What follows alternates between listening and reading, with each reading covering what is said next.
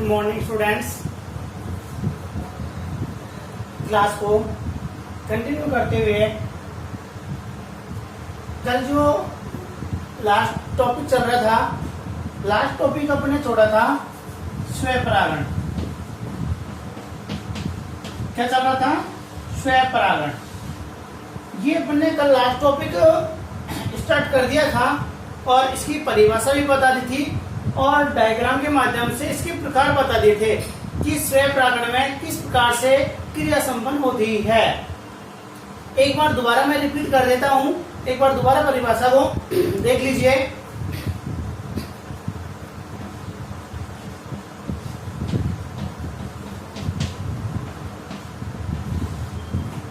जब परागकण परागकोश से जब परागकण परागकोश से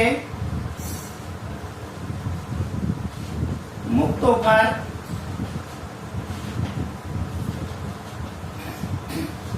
उसी पुष्प की वर्तिकाग्र या उसी पादप पर स्थित दूसरे पुष्प की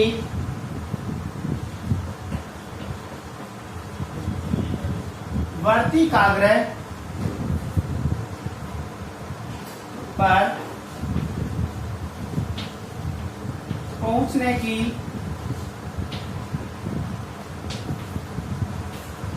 प्रक्रिया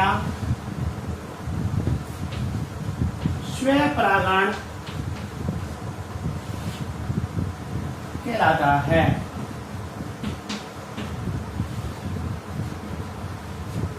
ये क्या कहलाता है? ये स्वयं परागण कहलाता है। जब ये जो परागकण है ना, जब ये परागकण किसी परागकोश से, जब ये परागकण परागकोश से मुक्त हो जाते हैं तो मुक्त होने के बाद या तो ये उसी पुष्प की वर्तिकाग्र पहुंचे या फिर उसी पादप पर इससे जो दूसरा पुष्प होता है उसकी वर्तिकाग्र पर पहुंचते हैं।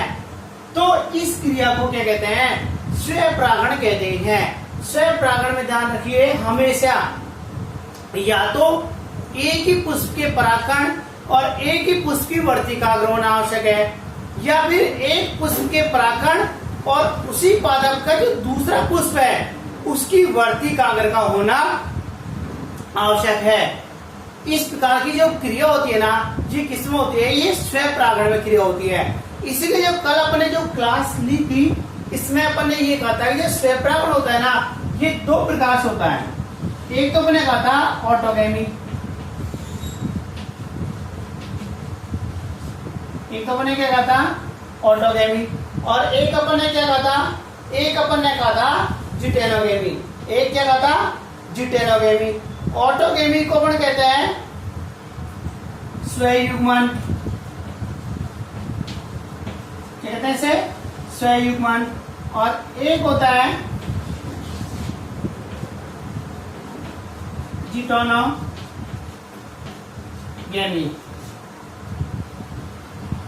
इसको कहते हैं सहजात पुष्पी परागण। कहते हैं इसे सहजात पुष्पी परागण कहते हैं। ये दो प्रकार से होता है। किसमें? स्वयं परागण में। एक तो होता है ऑटोगेमी और एक होता है जिटेनोगेमी। तो सबसे पहले अपन देखें परिभाषा। जब परागकण परागकोश से मुक्त होकर उसी पुष्प की वर्तिकाग्र या उसी पादप पर स्थित दूसरे पुष्प की वर्तिकाग्र पहुंचने की जो प्रक्रिया होती है उसे अपन क्या कहते हैं? स्वयं परागण कहते हैं। अब स्वयं परागण में कितनी क्रिया बताई अपन ने? दो क्रिया बताई है। नंबर एक ऑटोगेमी, नंबर दो जिटेनोगेमी।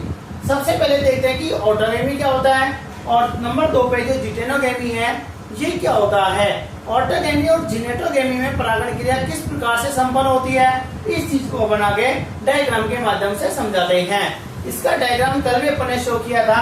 इसके माध्यम से फिर एक बार दोबारा रिपीट करते हुए मैं टॉपिक को दोबारा स्टार्ट कर रहा हूं।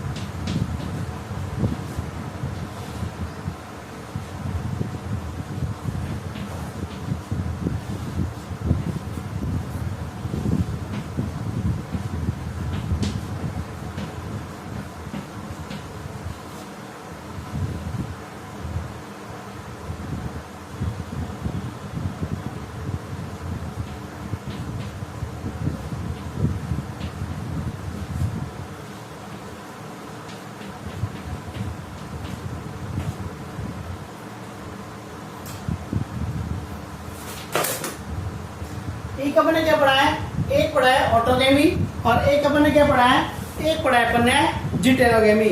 ऑटोगेमी और जिटेनोगेमी क्या होते हैं इसके बारे में अपन देखते हैं। देखो कल मैंने डायग्राम बनाया था, उस डायग्राम में ये कहा था कि अपने पास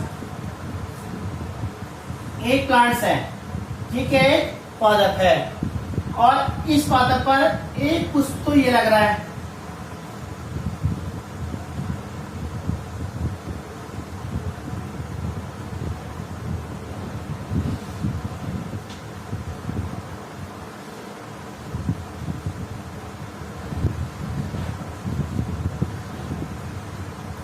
एक पुष्प अपने पास ये लग रहा है और इसी पादप पर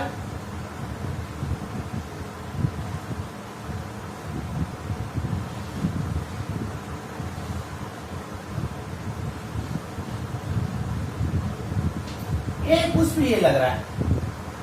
दो पुष्प हो गए, एक ही पादप है, कैसा है, एक ही पादप है और एक ही पादप पर दो पुष्प हैं।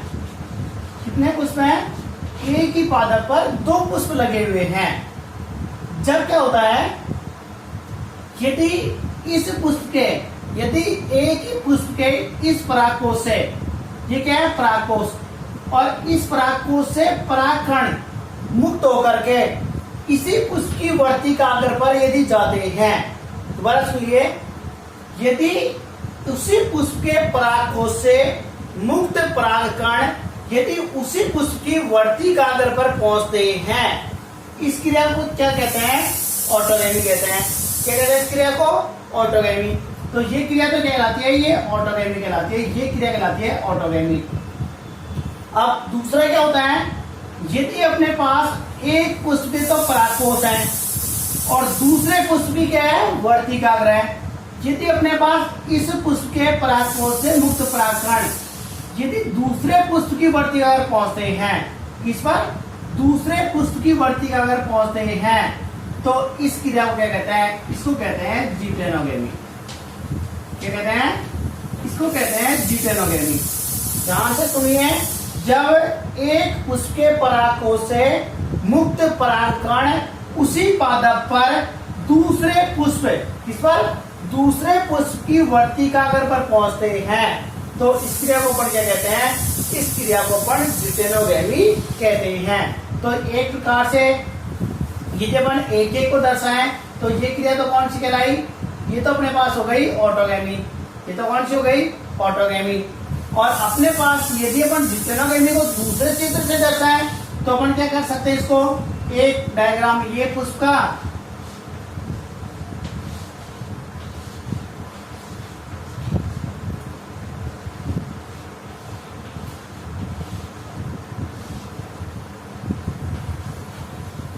यदि इस पुष्प के परागकण उसी पुष्प के दूसरे पुष्प की वर्तिकाग्र पर पहुंचते हैं, ये क्रिया क्या कहलाती है, ये जिटेनोगेमी कहलाती है और ये क्या कहलाता है, ये ऑटोगेमी कहलाता है। ये चीज आपको दोनों खास तौर पे अंतर रखना है। जब एक ही पुष्प में होता है तो ऑटोगेमी, ऑटोगेमी तो एक ही पादप पर, एक ही पादप पर स्थित है, एक ही पादप पर स्थित है, एक ही पुष्प, एक ही पुष्प के परागकोश से मुक्त है, परागकण उसी पुष्प की वर्तिकाग्र पर पहुंचते हैं,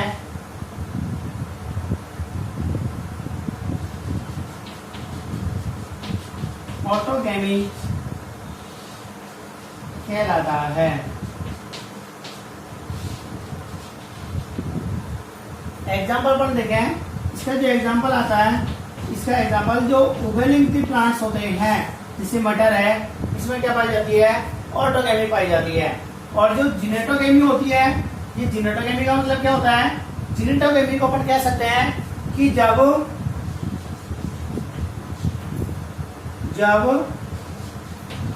एक ही पादप पर स्थित एक पुष्प के परागकोश से मुक्त परागकण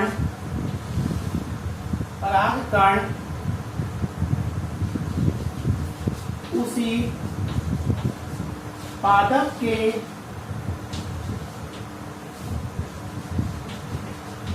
दूसरे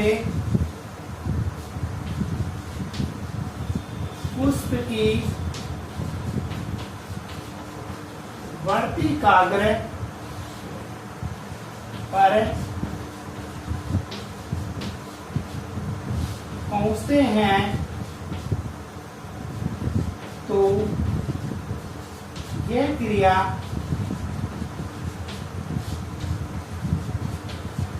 चिटेनोगेमी कहलाती है। एग्जाम्पल लौकी है,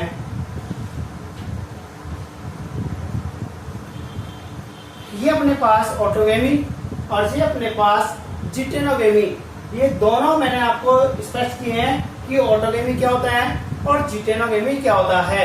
इसमें किसी प्रकार के कंफ्यूज होने की आवश्यकता नहीं है। जब एक ही पुष्प में होता है जब तो कहते हैं उसको ऑटोगेमी, और जब एक ही पादप के दो पुष्पों के बीच में जब परागण क्रिया होती है तो इसे अपन कहते हैं जिटेनोगेमी। अपन इसको शॉर्ट में ये कह सकते हैं कि जब एक ही पुष्प में परागण होता है जब तो क्या कहलाएगा ये ऑटोगेमी। क्या कहलाएगा ये ऑटोगेमी। और इसमें क्या कह सकते हैं, जब एक ही पादप के दो पुष्पों के मध्य होता है, जब एक ही पादप पर स्थित दो पुष्पों के मध्य परागण होता है। ये अपन इसको शॉर्ट में कह सकते हैं कि जब एक ही पुष्प में हो तो क्या कहलाएगा वो ऑटोगेमी, और जब एक ही पादप पर स्थित दो पुष्पों के बीच में होता है तो इसको अपन क्या कहते हैं, जिटेनोगेमी। यहां तक कंप्लीट।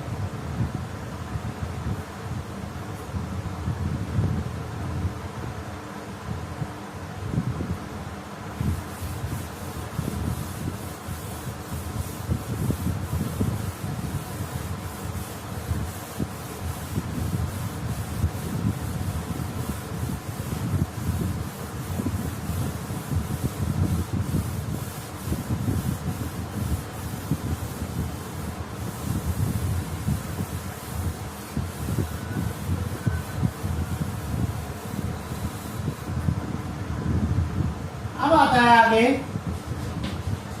स्वयं परागण के अनुकूलन। स्वयं परागण के अनुकूलन। स्वयं परागण के अनुकूलन का मतलब क्या होता है कि स्वयं परागण के लिए कौन कौन सी परिस्थितियों का होना आवश्यक है, किस कंडीशन में स्वयं परागण हो सकता है, इसको अपन कहते हैं स्वयं परागण के अनुकूलन। देखो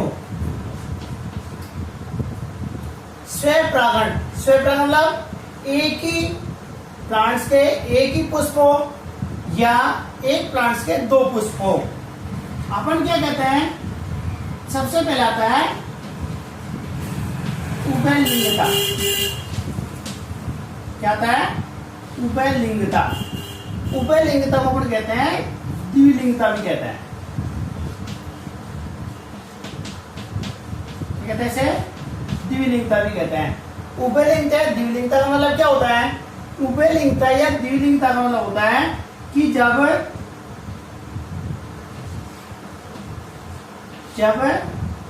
उसमें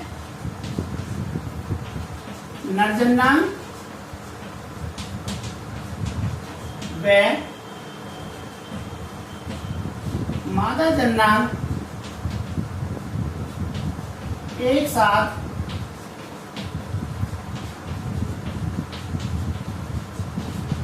उपस्थित हों, इसे अपन क्या कहते हैं, उभयलिंगता या द्विलिंगता कहते हैं। उभय, उभय का मतलब दो, कॉमन, जिसमें नरजन्नांग भी हो और मादा जन्नांग भी हो, ऐसे पुष्प क्या कहलाते हैं, उभयलिंगी पुष्प कहलाते हैं। और जो ये पुष्प नरजन्नांग और जो मादा जन्नांग को धारण कहते हैं ना, इस गुण को क्या कहते हैं, उभयलिंगता कहते हैं। अब अपन ये तो कह चुके हैं कि ऐसे पुष्प जिनमें नरजन्नांग और मादजन्नांग उपस्थित होते हैं, और स्वयं परागण के लिए भी क्या जरूरी है, नरजन्नांग और मादजन्नांग का होना जरूरी है। तो उभयलिंगी जो भी पुष्प होते हैं वो क्या दर्शा सकते हैं, स्वयं परागण दर्शा सकते हैं। जैसे भी अपन बात करते हैं एग्जाम्पल की, मटर का जो प्लांट्स होता है ना, कैसा होता है ये द्विलिंगी होता है, और द्विलिंगी होने के साथ साथ क्या दर्शाता है, ये स्वयं परागण भी दर्शाता है। दूसरा जो पॉइंट आता है वो आता है समकाल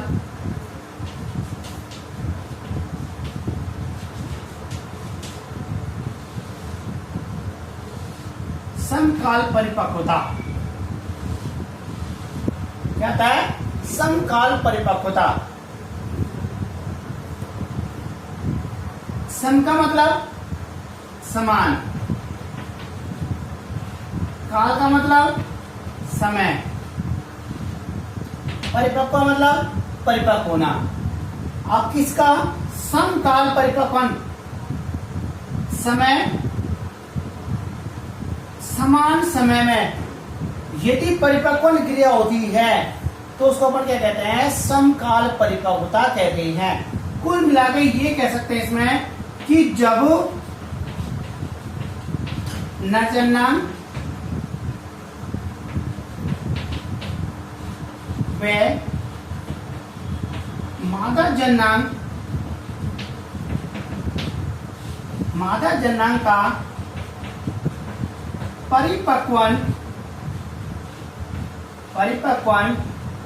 एक साथ एक ही समय पर हो, एक ही समय पर हो, तो ये स्थिति समकाल परिपक्वता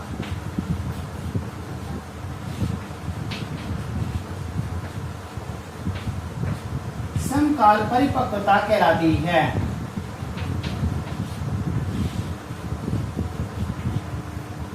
मैं आपको इसका एक जनरल एग्जांपल दे देता हूं।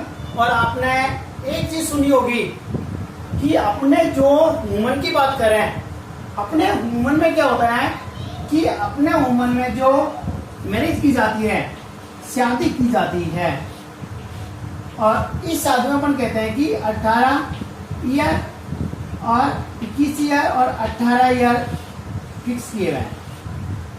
यदि अपन इस चीज को ये कहें कि अपने पास जो बॉयज है ये तो मान लो 35 का हो और ये कैसा हो मान लो 8 साल की हो, तो इसको अपन क्या कहेंगे, समकाल परिपक्वता कहेंगे क्या? नहीं, क्योंकि ये कितना है 35 ईयर, ये कितना है 8 ईयर। इसका परिपक्वन काल और इसका परिपक्वन काल, दोनों का परिपक्वन काल समान नहीं है। अब दोनों का परिपक्वन काल समान नहीं है तो अपन शादी नहीं कर सकते। इसीलिए क्या होता है कि इन वाले जो प्लांट्स होते हैं इन पादपों में भी लगभग नरजन्नांग और मादा जन्नांग का परिपक्वन होना एक साथ जरूरी है। यदि एक साथ परिपक्वन नहीं दर्शाएंगे तो इनमें स्वयं परागण की क्रिया संपन्न नहीं होगी और इसीलिए स्वयं परागण के लिए समकाल परिपक्वता का होना जरूरी है। इसको अपन कहते हैं समकाल परिपक्वता कहते हैं।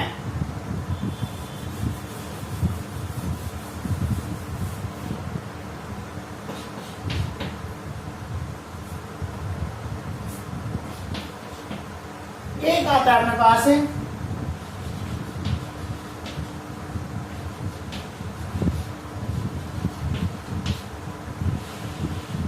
एक आता है अन्योन्यमिलता। अन्योन्यमिलता, अन्योन्यमिलता का मतलब क्या होता है? अन्य से न मिलना। क्या कहलाता है ये? अन्य से न मिलना। अब अन्य से कब नहीं मिलेंगे? जब अपन घर के अंदर रहेंगे।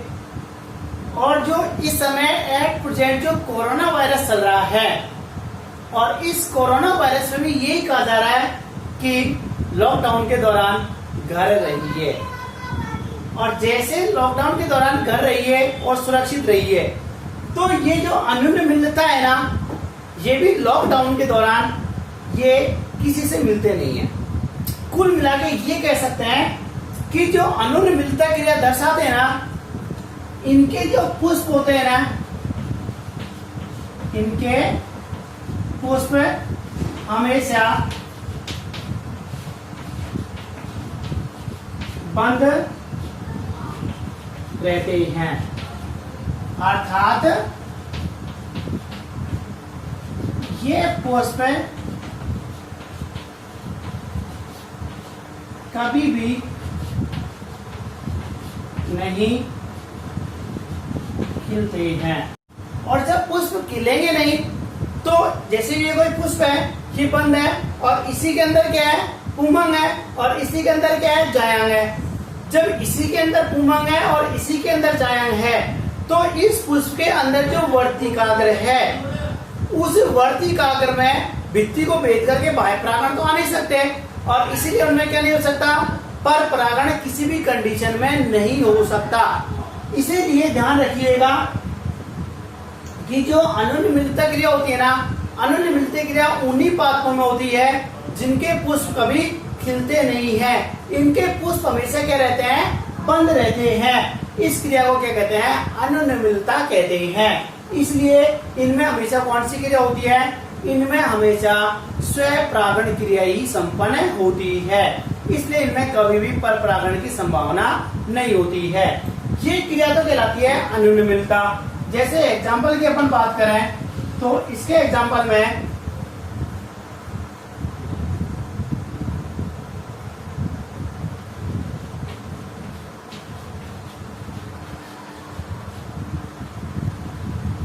ड्रोसेरा के जो प्लांट्स पाए जाते हैं, पुष्प पाए जाते हैं, इनमें जो ड्रोसेरा के पुष्प होते हैं ना, इनमें क्या पाए जाते हैं? इनमें अन्योन्य मिलता पाई जाती है और अन्योन्य मिलता पाए जाने के कारण ये जो प्लांट्स होते हैं ना, इन प्लांट्सों के पुष्प कभी खिलते नहीं हैं। ये जब पुष्प हमेशा बंद रहेंगे तो इस पुष्प के जब परागकोश से जब परागकण मुक्त होंगे तो उसी के अंदर क्या होगी? वर्तिकाग्र होगी और वर्तिकाग्र होगी तो ये आसानी से नहीं मिल सकते। इसलिए क्या होता है कि जो ड्रोसेरा का प्लांट्स होता है ये बंद होता है। इसका जनरली मैं आपको एक छोटा सा एग्जांपल बता दूं। आपने वो देखा होगा पीपल होता है या कूलर, आपने देखा हो कूलर हो, उस कूलर का जो फल होता है ना वो बिल्कुल बंद होता है, और जब उनको तोड़ के देखते हैं ना तो उसके अंदर बहुत सारे छोटे छोटे तंतु लगे होते हैं। तो ये पुष्प भी क्या होते हैं, सिर्फ बंद होते हैं, उसके अंदर ही क्या होती है, वर्तिकाग्र होती है, और उसके अंदर ही क्या होता है, परागकण होते हैं। प्रोसेरा है, कनकोआ है, इन सब में क्या पाया जाता है, अनुन्मिलता पाई जाती है। एक और होता है इसी में, कभी एक पूछ ले आपसे, कहीं आप कंफ्यूज हो जाओ, एक और होता है उन्मिल, उन्मिल पुष्प। ये उन्मिल पुष्प कैसे होता है, इनके परागकोश व वर्तिकाग्र खुले होते हैं।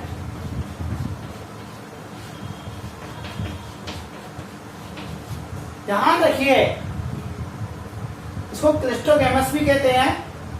ये जो अनुन्मिलता होती है, इनके पुष्प कैसे होते हैं, हमेशा बंद होते हैं जब तो कहलाएगी अनुन्मिलता क्रिया। एक और पूछ लेते हैं कि उन्मिल पुष्प, उन्मिल पुष्प कैसे होते हैं, जिनके परागकोश और वर्तिकाग्र खुले हुए होते हैं, ओपन होते हैं, उनको क्या कहते हैं, उन्मिल पुष्प कहते हैं। एक स्पेसिफिक एग्जांपल मैं आपको बता देता हूं, आपने नाम भी सुना होगा, मूंगफली सुना है। जो मूंगफली के पुष्प होते हैं ना, ये क्लिस्टोगैमस होते हैं। कैसे होते हैं, ये क्लिस्टोगैमस होते हैं, लेकिन इनके पुष्प कैसे होता है, क्लिस्टोगैमस। और जो फल होते हैं ना, ये कैसे होते हैं, जमीन में दबे हुए होते हैं। ध्यान रखिए इसको, एग्जांपल को, मूंगफली का जो फ्लावर होता है ना वो बाहर होता है, क्लिस्टोगैमस प्रकार का होता है, मिल प्रकार का होता है, और जो फल होते हैं ना वो जमीन के अंदर होते हैं। ये अपन ने क्या पढ़ा है, ये स्वयं परागण के अनुकूलन पढ़ा है। आपसे पूछ सकता है कि स्वयं परागण के अनुकूलन लिखिए या अनुकूलन बताइए, तो क्या लिखेंगे, उभयलिंगता, उभयलिंगता होगी तो ही स्वयं परागण हो सकता। उभयलिंगता में से यदि एक भी जननांग को हटा दिया जाए तो स्वयं परागण पॉसिबल नहीं है, इसलिए उभयलिंगता होना जरूरी है। दूसरा आता है समकाल परिपक्वता। समकाल परिपक्वता वाला जो होता है, नर जननांग एवं मादा जननांग का एक साथ एक ही समय में परिपक्व होना क्या कहलाता है, समकाल परिपक्वता कहलाता है। क्योंकि यदि पुंमंग का परिपक्वन पहले हो जाता है और जायंग का परिपक्वन यदि बाद में होता है, तो ऐसी कंडीशन में परागण क्रिया संभव नहीं हो पाएगी। क्योंकि जब परागकोश वर्तिकाग्र पहुंचेंगे और वर्तिकाग्र परिपक्व समय नहीं होगी तो उसका अंकुरण नहीं हो पाएगा, और जब इसका अंकुरण नहीं हो पाएगा तो ये जो परागण क्रिया है ये संपन्न नहीं हो पाएगी। तीसरा अपन एग्जांपल देखें तो उसको अपन कहते हैं अनुन्मिलता। अनुन्मिलता का मतलब किसी से नहीं मिलती है। जैसे पहले एग्जांपल बताओ, जनरली एग्जांपल अपन देखें तो जनरल एग्जांपल में पहले जो राजा महाराजा हुआ करते थे, उन राजा महाराजाओं के महारानियों को अंदर महल के अंदर ही रखा जाता था, उसमें किसी को आने जाने की कोई अनुमति नहीं थी, और जब वो किसी से मिलेंगे नहीं तो किसी से जान पहचान नहीं होगी। और उसी प्रकार से क्या होता है कि ये पुष्प भी क्या होते हैं, हमेशा बंद होते हैं, और बंद होंगे तो दूसरे पुष्प के परागकण वर्तिकाग्र को टच नहीं कर पाएंगे, क्योंकि ये जो परागकण होते हैं ये वर्तिकाग्र पर पहुंचने के लिए फल भित्ति को या परागकोश की भित्ति को भेदने में सक्षम नहीं होते हैं। जो फ्लावर होते हैं वो कैसे होते हैं, बंद होते हैं, इसलिए जो फ्लावर होता है उसमें जो बाह्य दल पुंमंग पाए जाएंगे उनका भेदन आसानी से नहीं हो पाएगा। ये अपने पास कहलाते हैं स्वयं परागण के अनुकूलन।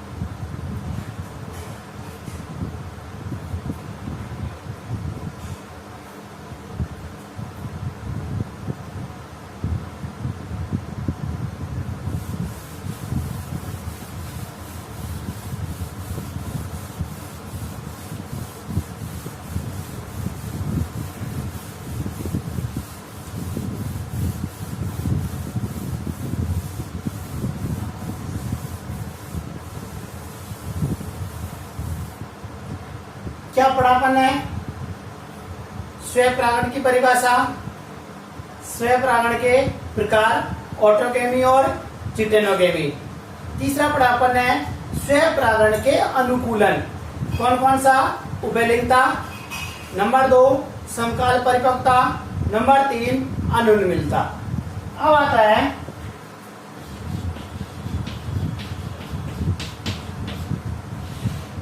स्वयं परागण के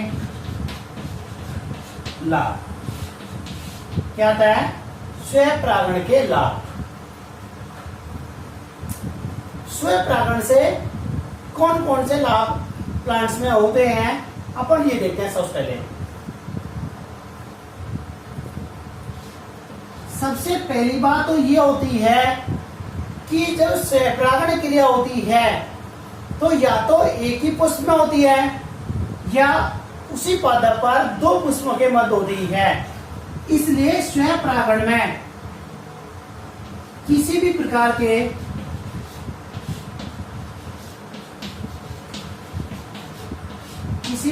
के माध्यम की आवश्यकता नहीं होती है। क्या नहीं होती है? किसी भी प्रकार के माध्यम की आवश्यकता नहीं होती है। माध्यम मतलब न इसमें कोई कीट की आवश्यकता होती है, न किसी वायु की, न किसी जल की।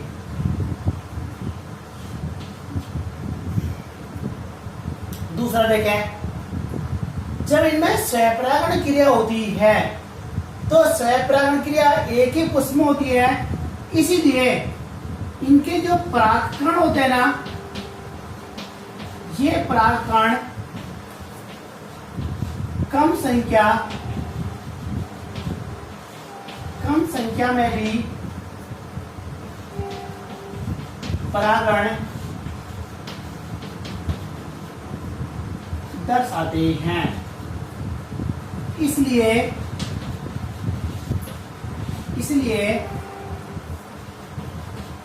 परागकणों का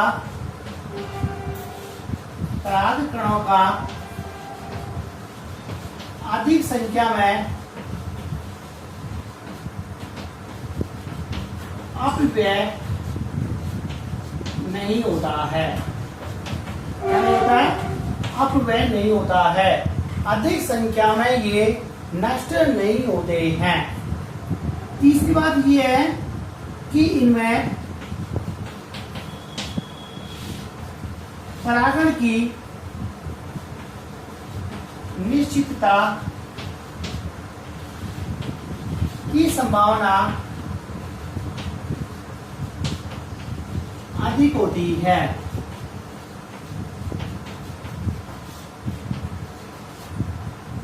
इससे संभावना इसलिए होगी क्योंकि उसी पुष्प के परागकण और उसी पुष्प की वर्तिकाग्र परागकोश का परिपक्व होगा तो परागकण बाहर निकलेंगे, और परागकण बाहर निकलेंगे तो उसी के नीचे क्या होगी? वर्तिकाग्र होगी, और उसकी वर्तिकाग्र वो आसानी से गिर जाएंगे। इसलिए ये नहीं है कि हवा चले, बारिश आए, पानी की, मधुमक्खी किसी प्रकार की आवश्यकता हो। इसलिए क्या होता है कि इनमें परागण की जो संभावना होती है ना, वो अधिक होती है।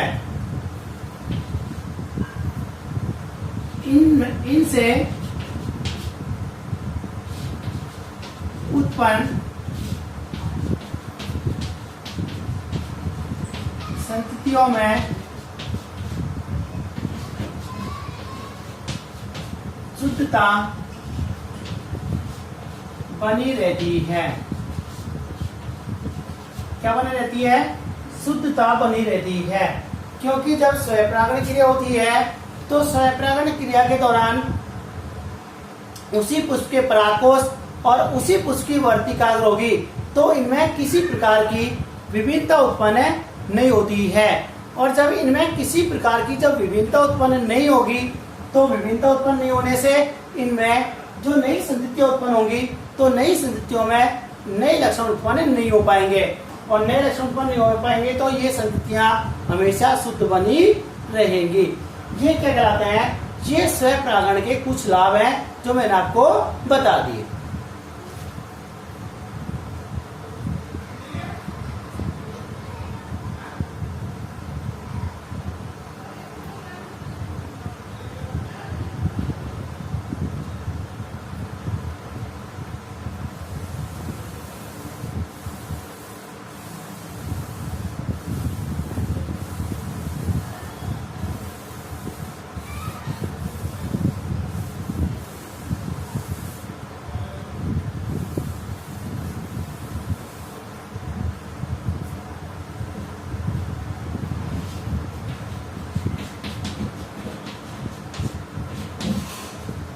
अपन ये कहते हैं कि जब एक चीज का लाभ होता है तो जनरली दूसरे चीज की हानि भी होती है।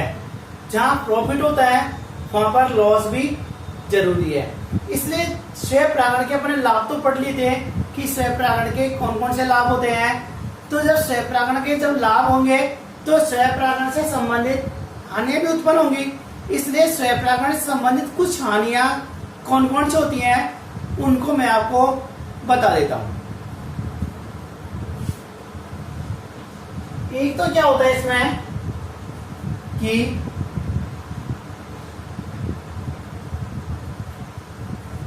जो नई संततियां उत्पन्न होती है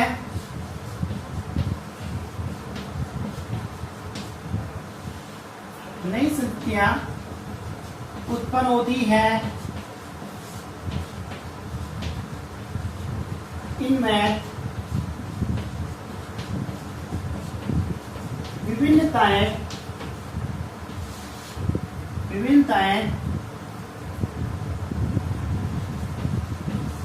नहीं आती हैं। और अपने पहले लेसन में जब पढ़ा था तो अपने ये कहा था कि अलैंगिक जनन से जो संततियां बनती हैं उनमें विभिन्नता उत्पन्न नहीं उत्पन्न होती है। तो इसलिए क्या होता है उनके विकास में देरी होती है या विकास कम होता है। तो इसलिए क्या होता है कि इनमें जब लगातार विभिन्नता उत्पन्न नहीं होती है तो ये धीरे धीरे क्या हो जाते हैं कमजोर होने लग जाते हैं। दूसरी बात ये है कि लगातार पीढ़ी दर पीढ़ी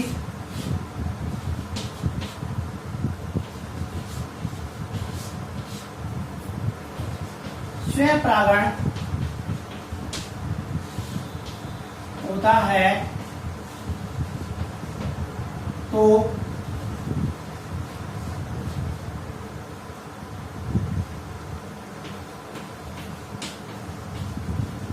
नई संततियों में जनन क्षमता का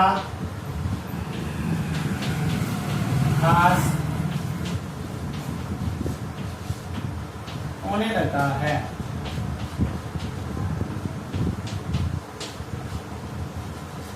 क्या होने लगता है जनन क्षमता का ह्रास होने लगता है।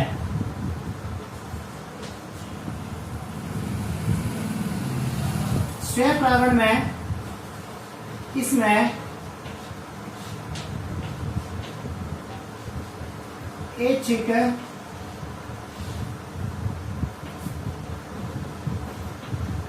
लक्षणों का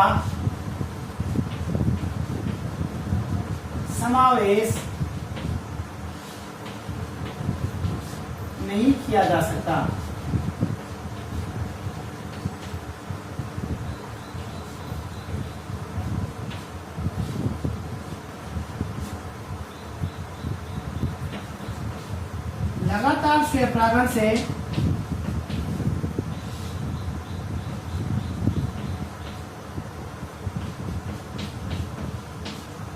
लगातार स्वयं परागण से बीज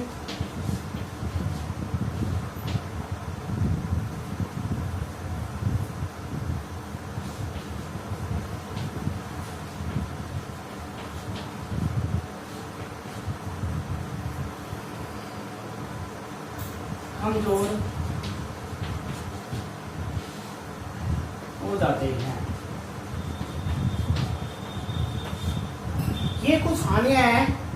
सबसे पहले तो ये देखें कि जब स्वयं परागण क्रिया होती है तो स्वयं परागण में क्या होता है उसी पुष्प का परागकोश होता है, उसी पुष्प की वर्तिका अगर होती है और उसी पुष्प के परागकोश और उसी पुष्प की जब वर्तिका अगर होती है तो इनमें क्या बनी रहती है शुद्धता बनी रहती है। और शुद्धता बनी रहने के कारण इनमें किसी प्रकार की विविधता उत्पन्न नहीं होती है। जब विविधता उत्पन्न नहीं होगी तो इनके विकास देरी से होते हैं। इनमें क्या होता है जब पीढ़ी दर पीढ़ी स्वयं परागण क्रिया होती है तो जो नई संततियां उत्पन्न होती हैं इनकी जो जनन क्षमता होती है ना ये जनन क्षमता लगातार ह्रास होती जाती है। इनकी जनन क्षमता में लगातार कमी आती जाती है। जब किसी प्लांट्स में स्वयं परागण क्रिया होती है तो स्वयं परागण क्रिया होने से इनमें ऐच्छिक लक्षणों का समावेश नहीं किया जा सकता है। लगातार स्व परागण से बीज संकरोच का निर्माण हो जाता है। या अपन ये कहें कि जब स्व परागण क्रिया होगी तो स्व परागण में यदि किसी प्रकार का दोष उत्पन्न हो जाता है तो इसे पृथक नहीं किया जा सकता।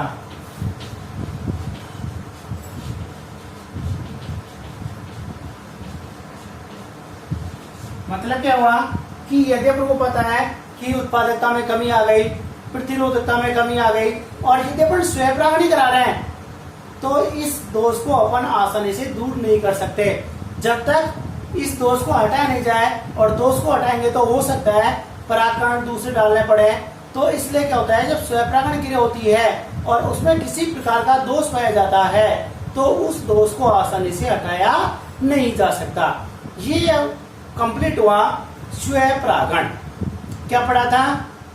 नंबर 1 स्व परागण की परिभाषा, नंबर 2 स्व परागण के प्रकार कौन कौन से? Number 1 autogamy, number 2 geitonogamy. Autogamy क्या कहा था अपन ने? जब एक पादप के एक ही पुष्प के बीच में जब परागण होता है तो उसे ऑटोगेमी कहते हैं। उसी पुष्प के परागकण और उसी पुष्प की वर्तिकाग्र क्या कहलाती है? ऑटोगेमी। दूसरे क्या पढ़ा था अपन ने? जिटेनोगेमी। जिटेनोगेमी क्या होता है? एक ही तो पादप होना चाहिए, लेकिन एक पादप पर अलग अलग 2 पुष्प होना जरूरी है। एक पुष्प के परागकण होते हैं और दूसरे पुष्प की वर्तिकाग्र होती है, उसे अपन क्या कहते हैं? जिटेनोगेमी। फिर अपन तीसरा पढ़ा था अपन ने स्व परागण के अनुकूलन। और स्व परागण के जो अनुकूलन अपन ने पढ़े थे, स्व परागण के अनुकूलन में नंबर 1 पढ़ा था अपन ने उभयलिंगता या द्विलिंगता। उभयलिंगता मतलब क्या होता है कि जब एक ही पुष्प में नर जननांग एवं मादा जननांग उपस्थित होते हैं तो उसे अपन क्या कहते हैं? उभयलिंगता या द्विलिंगता कहते हैं। ऐसे पुष्प जिनमें नर जननांग एवं मादा जननांग पाए जाते हैं, इन नर जननांग एवं मादा जननांग को एक साथ धारण करने के गुण को क्या कहते हैं? उभयलिंगता कहते हैं। और उभयलिंगता के कारण इनमें स्व परागण संभव होता है। दूसरा पढ़ा था अपन ने समकाल परिपक्वता। समकाल परिपक्वता का मतलब क्या होता है? समान समय में परिपक्वन। जब ये पुष्प द्विलिंगी होते हैं तो द्विलिंगी होने के साथ साथ इनके नर जननांग पुमांग एवं मादा जननांग जायांग का एक साथ परिपक्व होना आवश्यक है। जब दोनों का परिपक्वन एक साथ होता है तो ही ये स्व परागण क्रिया दर्शाते हैं। यदि इनमें स्व परागण क्रिया दर्शानी है तो इनका परिपक्वन एक साथ होना आवश्यक है। तीसरा पढ़ा था अपन ने अनन्य मिलता। अनन्य मिलता का मतलब क्या होता है कि ऐसे पुष्प जो हमेशा बंद रहते हैं, वो कभी खिलते नहीं हैं, तो उनमें भी क्या होता है? हमेशा स्व परागण ही होता है। तो ऐसे पुष्प जो हमेशा बंद रहते हैं ना, उन्हें अपन क्या कहते हैं? अनन्य मिल पुष्प कहते हैं। और इस गुण को क्या कहते हैं? अनन्य मिलता कहते हैं। एक होता है उन्मिल पुष्प। उन्मिल पुष्प का मतलब क्या होता है? जिनके परागकोश एवं वर्तिकाग्र ओपन होते हैं, खुले होते हैं, उन्मिल पुष्प कहलाते हैं। फिर अपन ने पढ़े थे स्व परागण के लाभ और स्व परागण की हानि। ये अपना स्व परागण कंप्लीट होता है। दूसरा जो टॉपिक अपन प्रारंभ कर रहे हैं, दूसरा टॉपिक अपन पढ़ते हैं पर परागण।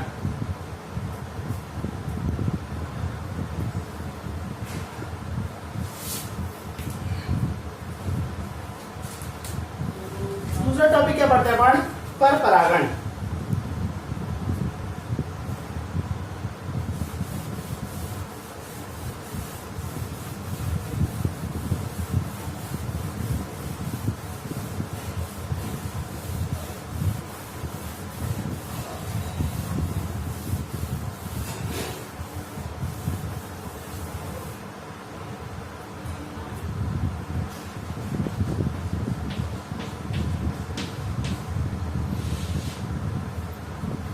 देखो, पर का मतलब क्या होता है? दूसरा। और परागण का मतलब क्या होता है? परागकणों का वर्तिकाग्र पहुंचना। जब एक पुष्प के परागकों से मुक्त परागकण क्या जुड़ गया, दूसरा, ये जो परागण क्रिया होती है ना, ये ध्यान रखना, ये हमेशा किसमें होती है? ये हमेशा एक ही जाति के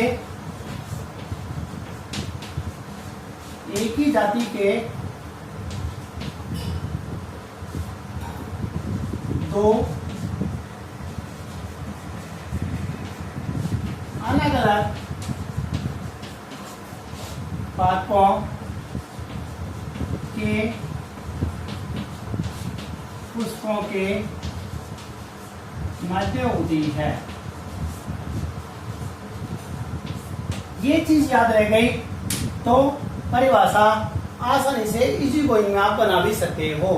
सबसे पहली बात ही ये ध्यान रखनी है कि इनमें हमेशा एक जाति के दो अलग अलग पादपों के पुष्पों के मध्य में कौन सी क्रिया होती है? परागण क्रिया होती है। नाम से चल रहा है परागण मतलब दूसरा, परागकों से मुक्त परागकणों का दूसरे पादप से जाके दूसरे पादप के पुष्प की वर्तिकाग्र पर पहुंचने की जो क्रिया होती है, इसको अपन क्या कहते हैं? पर परागण कहते हैं। यदि अपन इसकी परिभाषा देखें,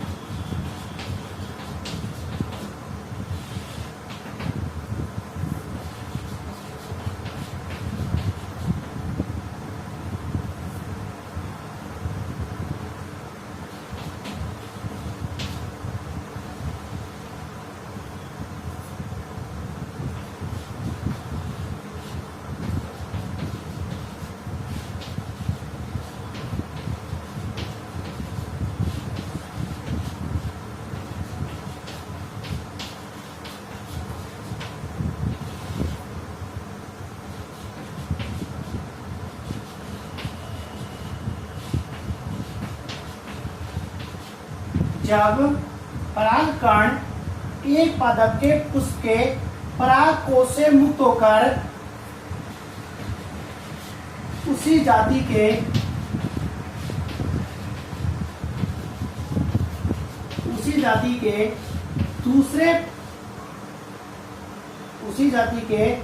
दूसरे पादप के पुष्प की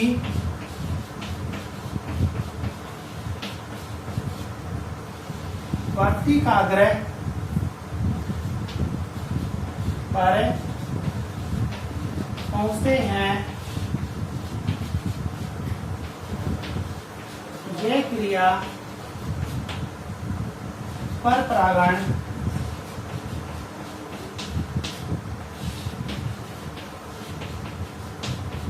कहलाती है। क्या पढ़ा है पर परागण में? पर परागण पर ने क्या पढ़ा है? पर का मतलब दूसरा, परागण का मतलब परागकणों का वर्तिकाग्र पहुंचना। लेकिन अपन ने कहा है स्टार्ट के स्पेशली बताया, इसमें क्या होता है? एक ही जाति के दो अलग अलग पादपों के पुष्पों के मध्य में कौन सी क्रिया होती है? परागण क्रिया होती है।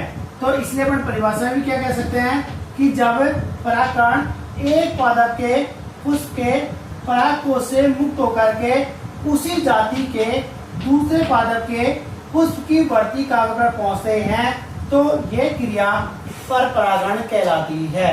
क्या कहलाता है? ये पर परागण कहलाता है। जिसको अपन चित्र से दर्शाएं, तो चित्र से कैसे दर्शाएंगे? ये अपने पास क्या हो गया? ये अपने पास कोई एक प्लांट्स हो गया, और इस प्लांट्स में ये अपने पास कोई एक फ्लावर हो गया।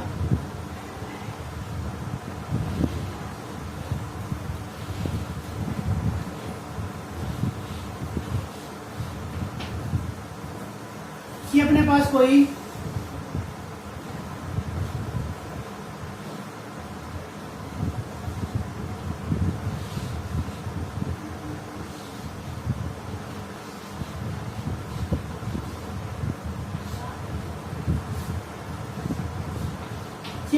दूसरा प्लांट्स हो गया। ठीक है, ये दोनों पादप कैसे हैं? ये सहजातीय पादप हैं। क्या है ये सहजातीय पादप हैं। अपने कहा ये है कि पादप कैसे होने चाहिए? एक ही जाति के अलग अलग होने चाहिए। एक ही जाति के दो अलग अलग प्लांट्स हो गए। ये वाले जो पादप है, एक पादप के पुष्प के परागकोश, ये क्या हुए? ये परागकोश हो गए। इस परागकोश से क्या होंगे? इस परागकोश से परागकण क्या मुक्त होंगे? परागकण। इस परागकोश से मुक्त परागकण कहाँ पहुंचे? ये कहाँ पहुंचे हैं? इस वर्तिकाग्र पहुंचे हैं।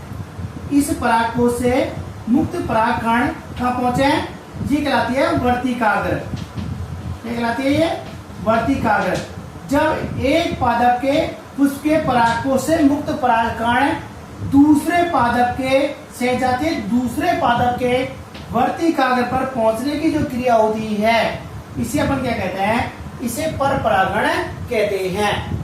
ध्यान रखिए, कंफ्यूज होने की आवश्यकता नहीं है। आपको ये जिनेटोगेमी सा लग रहा होगा, लेकिन जिनेटोगेमी में ध्यान रखना, एक ही प्लांट्स पर दो पुष्पों में होती है। क्या होती है? एक ही प्लांट्स के दो पुष्पों में होती है, या अलग अलग पादपों के दो पुष्पों में होती है। जिनेटोगेमी और परपरागण में खास अंतर ये होता है कि उसमें भी दो पुष्प होते हैं, इसमें भी दो होते हैं। लेकिन सबसे बड़ा जो अंतर होता है वो ये होता है कि जिनेटोगेमी में प्लांट्स एक होता है और पुष्प दो होते हैं, जबकि परपरागण में दोनों पादप अलग अलग होते हैं और दोनों पादपों पर पुष्प भी अलग अलग होते हैं। इसलिए जिनेटोगेमी में और परपरागण में कंफ्यूज होने की आवश्यकता नहीं है। जिनेटोगेमी और परपरागण दोनों अलग अलग हैं। वो स्वपरागण का प्रकार है और ये परपरागण का प्रकार है। इसीलिए जो परपरागण क्रिया होती है वो ध्यान रहिए, एक ही जाति के दो अलग अलग पादपों के पुष्पों के बीच में होती है, उसको अपन क्या कहते हैं? परपरागण कहते हैं। ये क्रिया कहलाती है परपरागण। कल की जो क्लास होगी, कल की क्लास में परागण के अनुकूलन और परपरागण की विधियां, क्योंकि परपरागण होगा ना, ये परपरागण किसी न किसी माध्यम से होता है, जबकि स्वपरागण में किसी प्रकार के माध्यम की आवश्यकता नहीं होती है। इसलिए परपरागण में हमेशा माध्यम की आवश्यकता होती है, और जब माध्यम की आवश्यकता होगी तो वहाँ कुछ युक्तियां, कुछ विधियां भी काम में आती हैं। उन विधियों को अपन पढ़ते हैं कि कौन कौन से माध्यम काम में आते हैं, और ये जो परपरागण क्रिया है इनमें अनुकूलन कौन से चाहिए और किन विधियों द्वारा परपरागण क्रिया संपन्न होती है। ये क्रिया अपने पास कहलाती है परपरागण क्रिया कहलाती है। परपरागण की परिभाषा एक बार सुन लीजिए। जब परागकण एक पादप के एक पुष्प के परागकोश से मुक्त होकर के उसी जाति के दूसरे पादप के पुष्प की वर्तिका अगर पहुंचते हैं, क्या कहलाता है? परपरागण कहलाता है। आज का टॉपिक ये समाप्त करते हैं। कल जब नया टॉपिक हम प्रारंभ करेंगे परपरागण के अनुकूलन, लेकिन इसको एक बार फिर से दोबारा रिवाइज करके परपरागण के अनुकूलन बता देंगे। आज यहाँ तक लिख लेते हैं, उसके बाद में कल इसको दोबारा एक बार केवल बोल करके समझा दे, फिर अनुकूलन अपन पढ़ लेते हैं। साथ के साथ नोट्स बना लीजिएगा। किसी प्रकार की कोई भी समस्या आती है तो आप मेरे को बता सकते हैं।